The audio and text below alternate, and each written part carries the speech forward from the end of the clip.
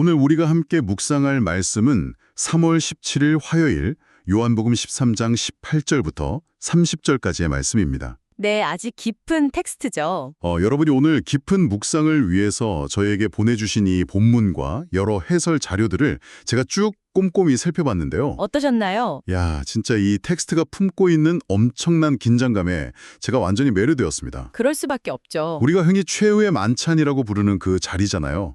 역사상 가장 유명하고 또 가장 비극적인 저녁 식사 자리에서 벌어진 숨막히는 심리전, 그리고 배신의 순간이 바로 오늘 우리가 파헤쳐 볼 주제입니다. 맞습니다. 오늘 우리의 임무는 이 너무나도 익숙한 성경 이야기 속에 숨겨진 그 날선 긴장감, 그리고 1세기 동동의 문화적 배경이 말해주는 상징적인 제스처들의 진짜 의미를 찾아내는 겁니다. 그리고 빛과 어둠이라는 아주 깊고 영적인 주제를 오늘 이 말씀을 듣고 계신 여러분의 삶으로 끌어오는 것이기도 하죠. 네, 완벽한 요약이네요.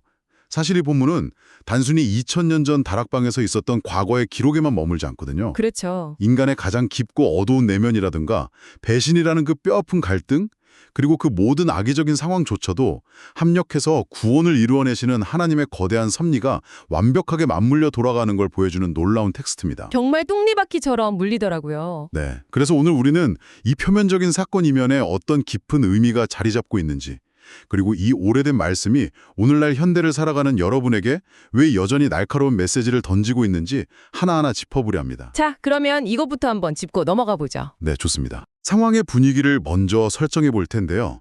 본문 바로 앞부분의 상황을 여러분도 한번 상상해 보시길 바랍니다.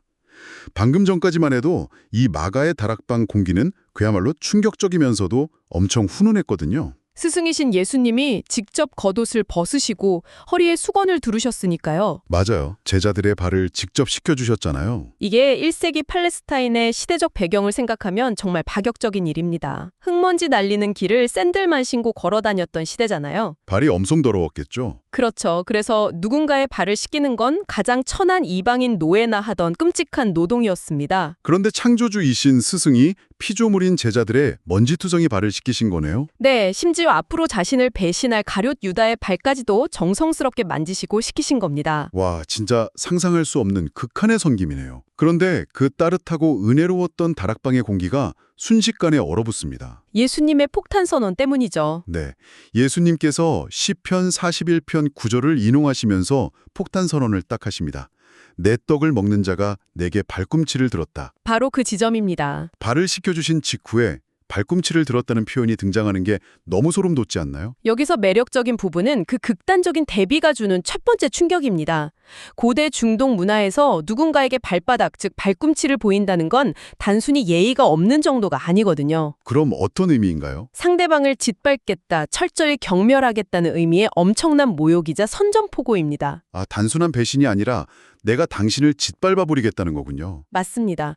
예수님은 방금 전 그 먼지 묻은 발을 당신의 손으로 직접 닦아주셨는데 바로 그 발이 이제 자신을 짓밟기 위해 들려줄 것이라고 말씀하시는 겁니다. 가장 혼신적인 사랑의 행위 직후에 가장 뼈아픈 배신이 언급된 거네요. 발을 씻겨준 손과 나를 짓밟으려는 발꿈치라니.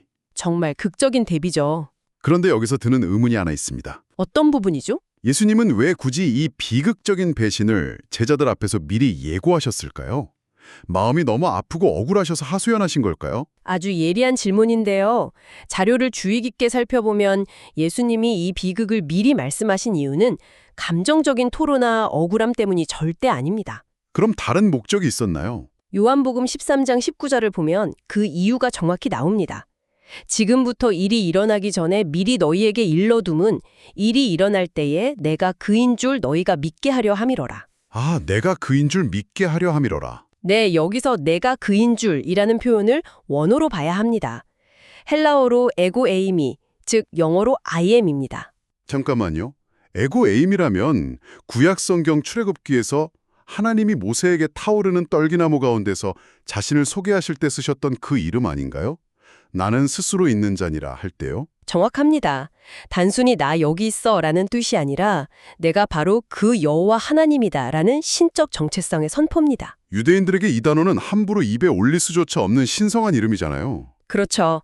예수님은 십자가 처형이라는 끔찍한 실패와 제자의 배신이라는 절망적인 상황이 곧 닥칠 텐데 그때 제자들이 완전히 무너져 내리지 않도록 미리 말씀해 주신 겁니다. 배신당하는 그 순간조차도 통제하고 계신다는 거군요. 맞습니다. 인간적인 시선으로 보면 3년을 동고동락한 제자의 배신은 참혹한 비극이죠. 하지만 예수님은 이 뼈아픈 배신조차도 구약의 예언을 완벽하게 성취하는 과정으로 삼으셨습니다. 자신이 온 우주를 통치하는 하나님이심을 증명하는 도구로 사용하신 거네요. 네, 예수님은 상황에 휩쓸려 희생당하는 무기력한 피해자가 아니라 구원의 역사를 주도적으로 이끌어 가시는 분이라는 사실을 이 식탁에서 명확히 선언하신 겁니다. 와, 그렇게 풀어주시니까 너희 중 하나가 나를 팔리라는 말씀이 전혀 다르게 다가옵니다. 그냥 희생자의 절규가 아니었네요. 전혀 아니죠. 철저한 주권자의 선포입니다. 여기서 정말 흥미로워지는 부분이 있습니다. 이 폭탄 선언이 떨어졌을 때 다락방의 분위기가 어땠을까 하는 건데요. 제자들의 반응이 아주 생생하게 기록되어 있죠. 오늘 말씀을 묵상하시는 여러분도 한번 상상해 보십시오. 가장 믿고 따르던 스승이 갑자기 이런 말씀을 하십니다. 이때 제자들은 속으로 당연히 저 욕심 많은 유다 녀석이겠지라고 생각하지 않았습니다. 전혀 못했죠. 본문을 보면 제자들은 서로의 얼굴을 쳐다보며 패닉에 빠집니다. 마태복음이나 마가복음의 병행 구조를 보면 심지어 주여 나는 아니지요? 라고 묻기까지 하거든요. 맞아요. 의심의 화살이 외부가 아니라 자기 자신을 향하게 된 겁니다. 방금 전까지 발을 씻겨주며 흐르던 그 따뜻한 신뢰가 단숨에 혹시 나인가? 내 안에 그런 악함이 있나? 하는 짙은 불안과 의심으로 뒤바뀌는 거죠. 정말 지극히 인간적이고 현실적인 순간 아닙니까? 그렇습니다. 여기서 우리는 1세기 로마 시대의 식사 문화를 잠시 짚어볼 필요가 있습니다. 아, 레오나르도 다빈치의 최후의 만찬 그림 같은 모습이 아니었죠? 네, 그 그림을 보면 긴 테이블 한쪽에 사람들이 일렬로 쭉 앉아 있잖아요. 하지만 역사적 실제는 그와 전혀 달랐습니다. 그럼 어떻게 식사를 했나요? 당시에는 트리클루늄이라고 불리는 유자 형태의 낮은 식탁을 사용했습니다. 사람들은 바닥에 깔린 쿠션에 기대어 왼팔로 몸을 지탱하고 오른손으로 음식을 먹었죠. 아예 비스듬히 누워있는 자세였군요? 네, 그래서 본문에 나오는 독특한 행동들이 설명이 됩니다. 아, 그 구절이요? 수제자 베드로가 예수님께 직접 묻지 못하고 예수의 품에 의지하여 누웠는 제자, 즉 요한에게 머리짓으로 사인을 보냈다는 구절 말이죠? 맞습니다. 비스듬히 겹쳐 누워있는 구조였기 때문에 요한이 살짝만 고개를 뒤로 젖히면 바로 예수님의 가슴에 머리가 닿을 수 있었던 거거든요. 물리적으로 가장 가까운 거리에 있었네요. 그렇죠. 베드로는 아마 유자 식탁의 건너편쯤에서 요한을 향해 다급하게 눈짓과 고갯짓을 했을 겁니다. 야, 그게 누군지 빨리 여쭤봐. 그렇게요? 네, 마치 스파이 영화의 한 장면처럼 긴박한 침묵 속에서 비밀스런 신호들이 오고 가는 상황입니다. 머릿속에 확 그려지네요. 그런데 이 장면에서 우리가 놓치지 말아야 할 깊은 묵상 포인트가 있습니다. 어떤 건가요? 제자들이 혹시 나인가라고 의심했던 그 마음입니다. 비록 유다가 실제 배신자로 역사에 기록되었지만 다른 제자들 역시 이 사건 이후에 예수님이 잡히시자마자 모두 두려움에 도망쳤잖아요. 아, 베드로는 심지어 3번이나 저주하며 부인했고요. 즉 너희 중 하나가 나를 팔리라는 말씀 앞에서 제자들이 느꼈던 불안은 매우 정당한 것이었습니다. 그들 내면에도 언제든 스승을 버릴 수 있는 연약함과 배신의 씨앗이 존재했다는 거군요. 네, 사실상 너희 중 하나라는 표현은 제자들 모두가 배신자가 될 수 있는 가능성을 열어둔 겁니다. 이 텍스트는 오늘 이 말씀을 듣는 여러분에게도 동일한 거울을 들이밀고 있습니다. 우리 스스로의 연약함을 되돌아보게 하는 장치네요. 맞습니다. 우리는 우리 스스로의 연약함과 내면의 그림자를 얼마나 정직하게 대면하고 있습니까? 참 찔리는 질문입니다. 자, 식탁의 긴장감이 이제 최고조로 달하는 것 같습니다. 베드로의 사인에 요한이 예수님의 가슴에 기댄 채 작은 목소리로 묻습니다. 주여, 누구니이까? 그때 엄청난 극적 아이러니가 발생하죠. 네. 예수님이 대답하십니다. 내가 떡 한 조각을 적셔다 주는 자가 그니라. 그리고 그 고소한 올리브유에 적신 떡을 가련 유다에게 건네십니다. 바로 그 순간입니다. 여기서 정말 기가 막힌 상황이 벌어집니다. 여러분 상상해 보세요. 예수님이 배신자를 명확히 지목하셨는데도 정작 떡을 건네받는 순간 다락방의 다른 제자들은 완전히 오해를 해버립니다. 이것을 더 큰 맥락과 연결해 보자면 고대 중동의 환대 문화에서 주인이 빵이나 고기 조각을 소스에 적셔서 특정 손님에게 건네는 행위는 엄청난 호의의 표시거든요. 아, 우리로 치면 잔치에서 가장 귀한 손님한테 맛있는 부위를 먼저 챙겨주는 그런 느낌이군요. 맞아요. 우정과 존경의 상징이었죠. 그러니까 제자들의 눈에는 예수님이 유다를 지목해서 정죄하시는 게 아니라 오히려 와, 오늘따라 주님이 유다를 엄청 특별하게 대우하시네, 이렇게 보였겠네요. 네, 완벽하게 오해를 한 겁니다. 네. 게다가 유다가 제자 그룹의 재정을 담당하고 돈깨를 맡고 있었잖아요. 그러니까 유다가 떡을 받고 일어설 때도 속으로 명절 물건을 사러 가나. 아니면 가난한 사람들에게 구제금을 주러 가나? 네, 완전히 착각해버립니다. 바로 문 앞에서 배신자가 확정되었는데 아무도 그 사실을 모르는 이 기막힌 상황이 연출된 거네요. 만약 제자들이 그 자리에서 떡 조각의 진짜 의미를 눈치채었다면 역사는 어떻게 되었을까요? 다혈질인 베드로가 가만히 있었을 리가 없죠. 나중에 칼 빼서 귀도 자르는데. 당장 유다의 멱살을 잡고 결코 그를 다락방 밖으로 살아서 내보내지 않았을 겁니다. 아, 그렇겠네요. 그래서 제자들의 이 필연적인 오해와 무지는 역설적으로 십자가라는 거대한 구원의 서사를 가속화시키는 장치가 됩니다. 제자들이 몰랐기 때문에 유다가 나갈 수 있었고 계획이 이루어진 거군요. 네, 여기서 자료에 담긴 원어의 깊이를 하나 더 나누고 싶은데요. 우리말로 팔다 혹은 넘겨주다로 번역되는 헬라어 단어 파라디도미입니다. 파라디도미요? 가룟 유다가 은 30세겔에 예수를 대제사장들과 로마 군인들의 손에 넘겨주는 행위는 인간이 할 수 있는 가장 악독한 배신이잖아요. 그렇죠. 그런데 사도 바울은 로마서 8장 32절에서 이렇게 고백합니다. 자기 아들을 아끼지 아니하시고 우리 모든 사람을 위하여 내어주시니가. 잠깐만요. 네, 놀랍게도 유다가 예수를 배신할 때 쓰인 단어와 하나님 아버지가 세상을 사랑하셔서 아들을 십자가에 내어주실 때 쓰인 단어가 똑같은 파라디도미입니다. 와, 그거 정말 충격적인 통찰이네요. 그러니까 유다가 자신의 탐욕 때문에 스승을 원수들에게 넘겨주는 바로 그 배신의 순간에 동시에 하나님께서는 당신의 사랑하는 독생자를 세상을 구원하기 위해 대속 제물로 넘겨주시는 구원의 작업을 진행하고 계셨던 겁니다. 인간의 가장 악한 의도조차도 하나님의 가장 선한 구원 계획을 꺾을 수 없다는 뜻이네요. 유다의 넘겨줌은 가장 아픈 배신이었지만 하나님의 넘겨줌은 세상을 향한 가장 큰 사랑이 되었습니다. 정확합니다. 그래서 예수님은 유다가 떡을 받은 후 그에게 이렇게 말씀하십니다.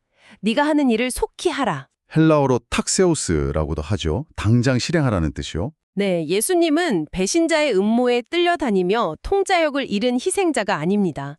오히려 배신자에게 이제 나가서 네가 할 일을 하라고 명령하시며 아버지의 때를 주도적으로 완성해 나가는 분임을 본문은 선포하고 있습니다. 사탄이 유다에게 들어가 조종하는 것처럼 보이지만 그 사탄의 악한 행동조차도 결국 철저하게 예수님의 통제 아래에 있다는 거군요. 맞습니다. 벼랑 끝으로 멀리는 게 아니라 오히려 구원의 역사를 향해 당당히 걸어가시는 예수님의 모습이네요.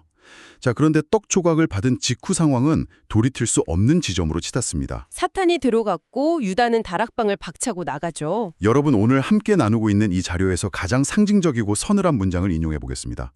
유다가 그 조각을 받고 곧 나가니 밤이러라. 아주 묵직한 문장이죠. 이 짧은 문장이 주는 시각적인 무게감이 대단합니다. 요한복음을 묵상할 때 가장 주의 깊게 봐야 할 요소 중 하나가 바로 빛과 어둠, 낮과 밤의 상징성입니다. 단순히 해가 져서 어둡다는 뜻이 아니겠죠? 네, 이 밤이라는 단어는 결코 단순한 시간적 배경에 그치지 않습니다.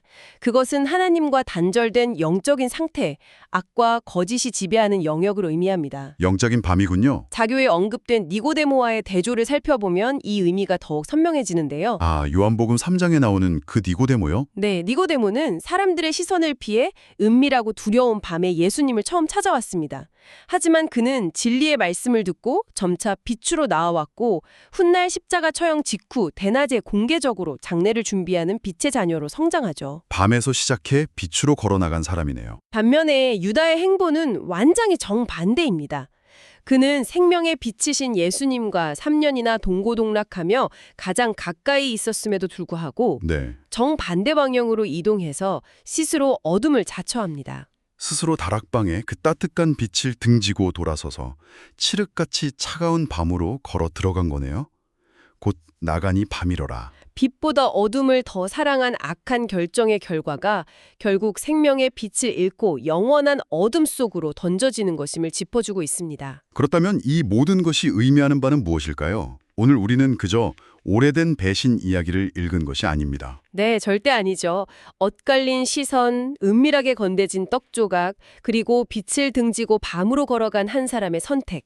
이 속에서 드러나는 치밀한 심리 묘사와 하나님의 섭리를 발견했습니다. 이는 오늘 여러분에게 아주 중요한 질문을 던지게 합니다. 어떤 질문이죠? 자료의 묵상 포인트에 따르면 제자들에게 진정 필요했던 것은 나는 아니겠지라는 안도감이 아니라 두려운 자각이었습니다. 여러분, 우리 영혼을 어둠으로 지배하려는 실망감이나 욕심이 마음 한구석에 자리 잡고 있지는 않습니까? 정말 가슴을 찌르는 묵상입니다. 그래서 청취자 여러분에게 마지막으로 아주 도발적인 질문을 하나 던지고 싶습니다. 네. 역사상 가장 유명한 배신자인 유다를 향해 손가락질하는 것은 너무나 쉽습니다. 하지만 누군가의 끔찍한 실패나 배신에 관한 이야기를 마주할 때 우리는 단순히 우리 자신을 그 악당과 분리해버리며 안도하고 있습니까? 나는 저런 사람이 아니야 하면서요. 그렇죠. 아니면 그 식탁에 앉았던 제자들처럼 혹시 나도 그럴 수 있는가라고 스스로의 내면을 돌아볼 용기를 가지고 있습니까? 우리 안에도 스승을 이용하고 내 뜻대로 안 되면 돌아서려는 유다의 본성이 숨어 있을 수 있으니까요. 맞습니다. 오늘 이 묵직한 질문을 여러분 스스로 깊이 고민해 보시길 권하며 오늘의 심층 탐구를 마무리하려고 합니다. 네, 오늘 하루가 유다가 걸어나간 그 밤이 아니라 예수님이 머무셨던 참된 빛 가운데 거하는 시간이 되기를 소망합니다. 우리의 묵상이 생명의 말씀 안에서 더 깊어지기를 바라며 오늘 나눈 말씀들을 기억하면서 기도로 우리의 마음을 올려드리겠습니다. 자비로우신 하나님 아버지, 아멘. 오늘 요한복음 말씀을 통해 스승을 팔아넘긴 배신과 영적인 밤으로 걸어들어간 유다의 비극, 그리고 그 혼란 속에서도 묵묵히 십자가 구원의 길을 완성해 가시는 예수님의 크신 주권을 보게 하시니 감사합니다. 감사합니다, 주님. 주님, 제자들처럼 저희 내면에도 혹시 나인가 묻지 않을 수 없는 연약함과 어두운 욕망이 도사리고 있음을 정직하게 고백합니다. 네, 고백합니다. 주님을 믿는다고 하면서도 여전히 내 고집과 세상의 이익을 구하며 언제든 주님의 발꿈치를 들 수 있는 죄인이 바로 저희들입니다. 주님, 긍휼히 여겨 주시옵소서. 하지만 주님, 끝까지 제자들의 발을 씻기시고 나를 찌를 원수에게도 떡을 건네시는 그 십자가의 사랑이 저희를 덮게 하옵소서. 아멘. 우리 영혼에 실망과 두려움이라는 영적인 밤이 찾아올 때 세상의 어둠으로 나아가지 않고 오직 세상의 빛이신 예수 그리스도 곁에 머물게 하여 주옵소서. 네, 주님 곁에 머물게 하옵소서. 가장 아픈 배신마저도 가장 위대한 사랑의 섭리로 바꾸신 주님. 오늘 이 말씀을 묵상하는 성도님의 삶 속에 있는 모든 상처와 고난도 합력하여 선을 이루시는 주님의 손길을 경험하게 하옵소서. 아멘. 우리를 어둠에서 건져내어 경이로운 빛으로 인도하시는 우리 구주 예수님의 이름으로 기도합니다. 아멘.